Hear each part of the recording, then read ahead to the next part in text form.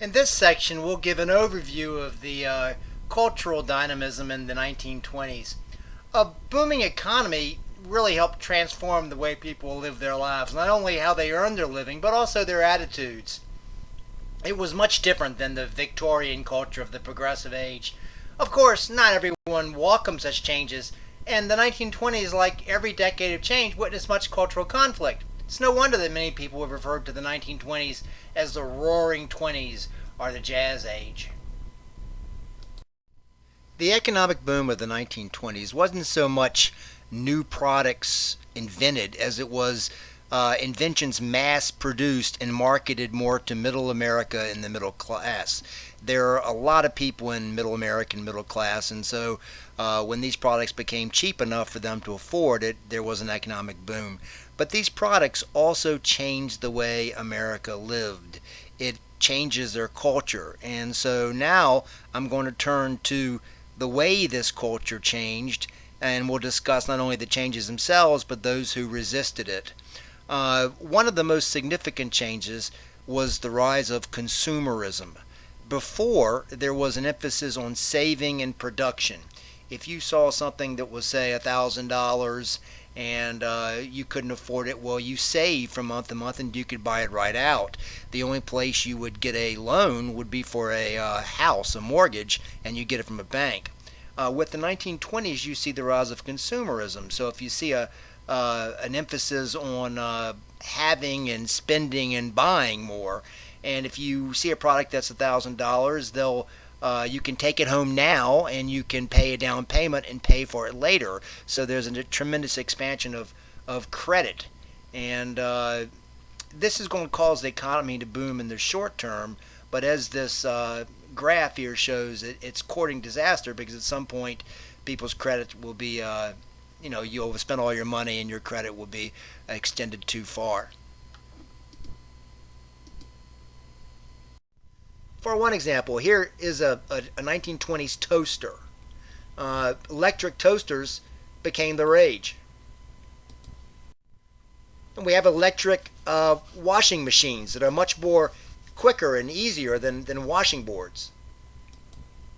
Now that we have electricity, we can have a much more spread of refrigeration, and you begin to see at these gas stations, Coke machines, and you begin to see with refrigeration, you wouldn't need the milk delivered daily.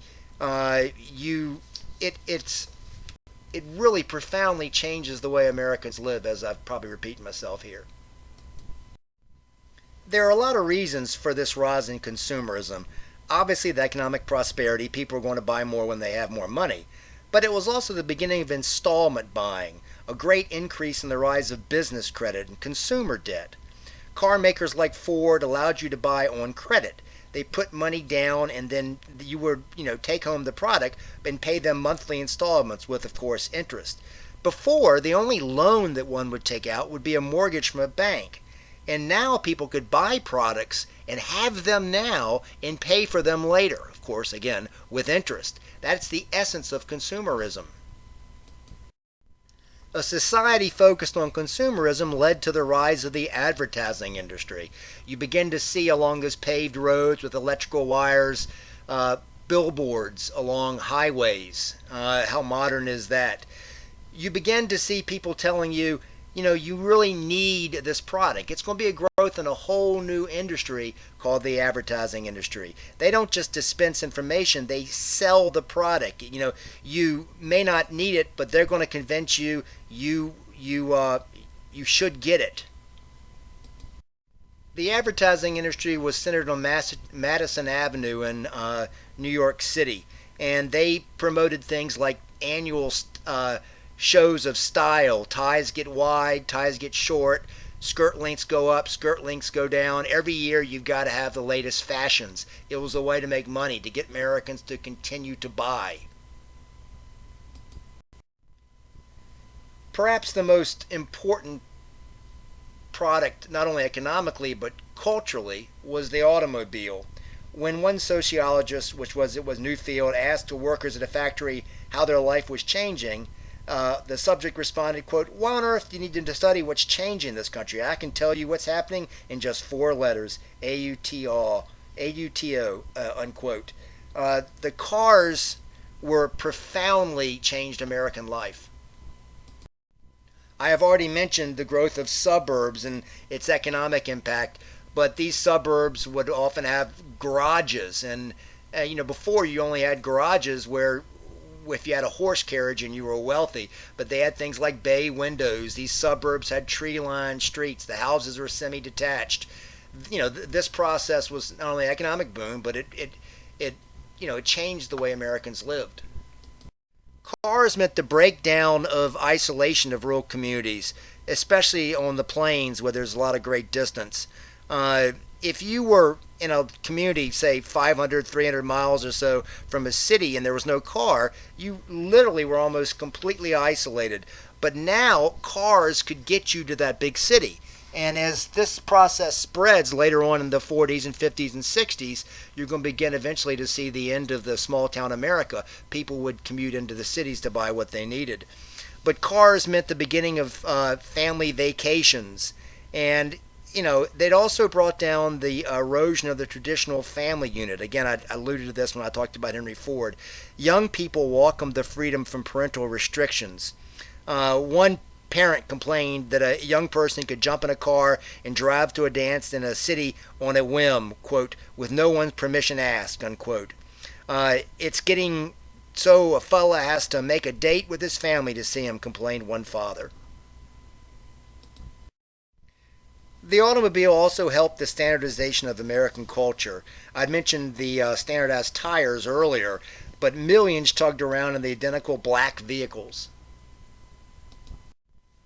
The one-room schoolhouse was abandoned as buses carried children to larger consolidated schools. This process had begun during the Progressive period, but it really takes off in the 1920s. In the 1920s, with the automobile, you begin to see the first shopping centers springing up on the outside of cities. Large, massive commercial buildings with huge parking lots out in front. The first major shopping center was in Kansas City. The spread of the car led to the first fast food restaurant, A&W Root Beer. The automobile's farm cousin, the tractor, of course, transformed agriculture. In just 1 year, 1929, the number of tractors in the United States jumped from 250,000 to 920,000, while the horse and mule population declined.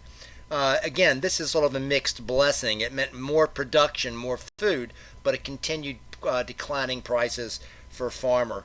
If you go around many of the rural areas today, you can still see some of the rusted tractors and cars from the 1920s. In the 1920s, for the first time, the census reported that more Americans lived in urban areas than in rural areas.